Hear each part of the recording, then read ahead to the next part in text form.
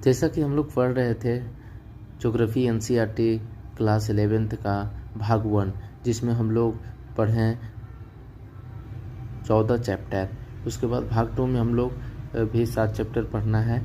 जैसे इसमें पहला चैप्टर हो गया भारत स्थान, मतलब भारत के विषय में जानकारी है, जिसके अगर देखा जाए तो भारत पृथ्वी के उत्तरी गोलार्ध में स्थित है और इसका जो मुख्य भाग है वो 8 डिग्री 4 मिनट उत्तर से 37 डिग्री 6 मिनट उत्तरी अक्षांश है, तथा अगर देशांतर की बात करें तो 68 डिग्री 7 मिनट से पूरब से ये 97 डिग्री 25 मिनट पूर्वी देशांतर की ओर है। तो इसका क्षेत्रफल जो है जो 32.8 लाख वर्ग किलोमीटर है और यह दुनिया का 7वां बड़ा देश है और पहला नंबर पे रूस आता है। तो कर्क रेखा भारत को 2 बराबर भागों में काटती है और इसमें 8 राज्य को वो काटती है।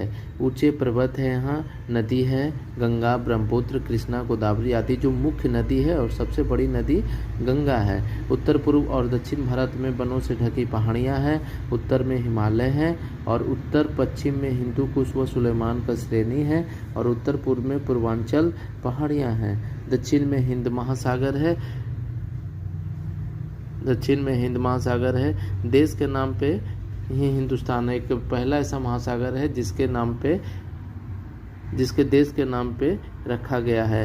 हिंदुस्तान के नाम पे हिंद महासागर रखा गया है क्योंकि सबसे ज़्यादा जो तट रेखा है वो भारत का ही इसमें है।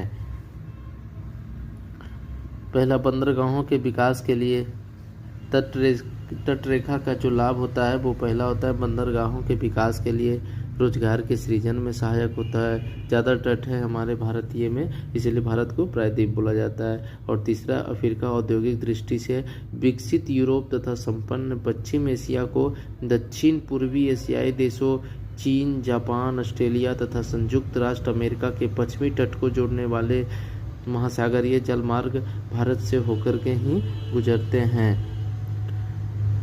तो गुजरात से अरुणाचल प्रदेश में लगभग 30 डिग्री का अंतर होता है। 30 डिग्री में 2933 किलोमीटर का देशांतरीय अंतर है और सूर्य एक देशांतर से दूसरे देशांतर तक पहुंचने पर उसको 4 मिनट का टाइम लगता है। तो 30 डिग्री गुना 4 मिनट बराबर 120 अर्थात 2 घंटा का अंतर होता है। तो ये रहा हमारा चैप्टर भाग 2 भारत स्थान के बारे में जो मुख्य बातें थी।